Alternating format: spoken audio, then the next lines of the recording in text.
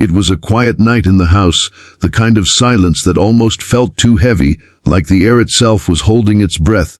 The clock in the hallway ticked with an eerie steadiness, echoing in the hollow darkness. Most of the town had already fallen asleep, but in the little kitchen at the edge of that house, there was a sound, gentle, rhythmic.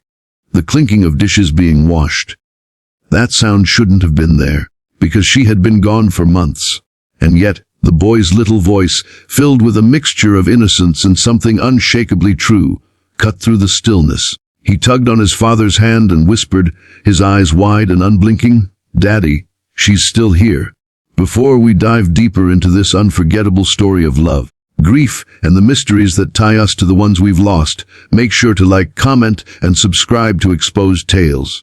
Your support helps us bring these powerful stories to life, and we'd love to hear your thoughts below. Ethan had been struggling to live each day after the accident that took his wife Clara. She was the heartbeat of the home, the light in every dark corner. And when she was gone, the house felt like nothing more than walls closing in. He tried his best to hold himself together for his 7-year-old son, Noah. But grief is a cruel weight. It doesn't just break you, it reshapes you, and Ethan was slowly becoming someone he didn't recognize. The nights were the worst. When the world slept, his thoughts grew loud. He'd sit in the living room, staring into the darkness, listening to the phantom echoes of her laughter that used to fill the space. Noah, still so young, didn't fully understand the permanence of loss. He would ask where Mommy was, or when she was coming back. And Ethan, helpless, could only hold him close and say, "She's with us in our hearts." But that night, it was different. Noah had woken suddenly and padded barefoot into the hallway. He found Ethan sitting in his chair, staring at nothing again. Tugging at his sleeve, the boy whispered, "Daddy, someone's in the kitchen." Ethan froze. His chest tightened as he listened. Sure enough, there it was.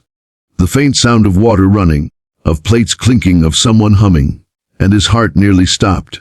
Because that hum, it was Clara's lullaby. The same melody she used to sing when washing dishes late at night, while the world slept, and the kitchen window glowed like a beacon against the dark.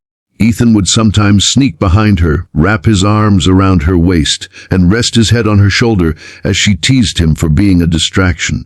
That sound was etched in his soul, and now it was back. With trembling steps, he walked with Noah to the kitchen. The boy squeezed his hand tightly, his voice barely audible. "Daddy, she's still here." The kitchen light was off, but the moon spilled through the window, casting a silver glow on the sink. The faucet dripped slowly, rhythmically, like an old clock. The dishes were stacked neatly on the counter, clean. Ethan hadn't touched them. Neither had Noah. His hand shook as he touched a plate. It was warm, as if it had just been rinsed. The days that followed became stranger. Every night, the same sounds returned, water running, dishes being moved, a soft hum drifting from the kitchen. Ethan would rush to see, but no one was ever there. Noah, however, seemed unfazed. "She's helping Daddy," he would say simply. "She doesn't want us to be sad." Ethan's grief collided with disbelief. Was his mind playing tricks? Was this the punishment of love, being haunted by what he could never have again? Or was Noah right?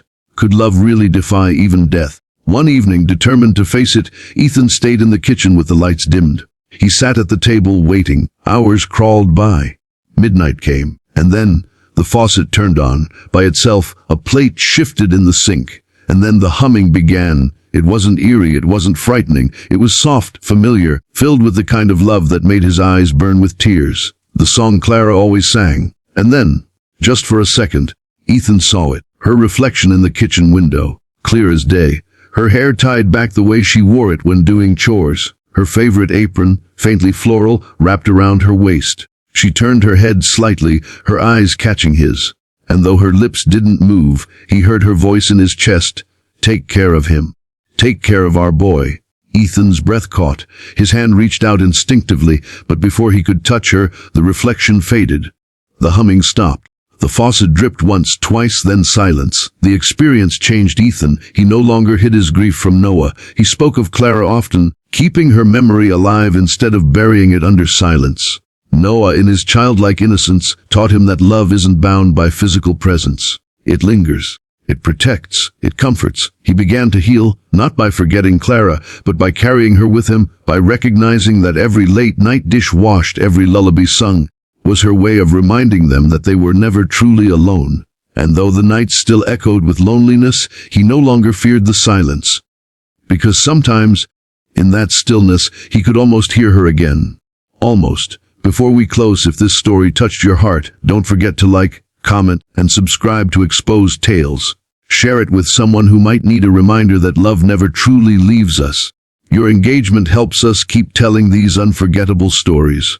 Ethan finally understood what his son had been trying to tell him from the very beginning. The boy's innocent words, whispered in the dark, held the deepest truth of all. Daddy, she's still here. And in that truth, Ethan found the strength to keep going, one day, one memory, one dish at a time. Message: this story reminds us that love is eternal. Even when people leave this world, their presence lives on in the little things, the memories, the habits, the songs, the echoes of their kindness. Grief may hurt, but love has a way of finding us in the quietest moments, whispering that we are never alone.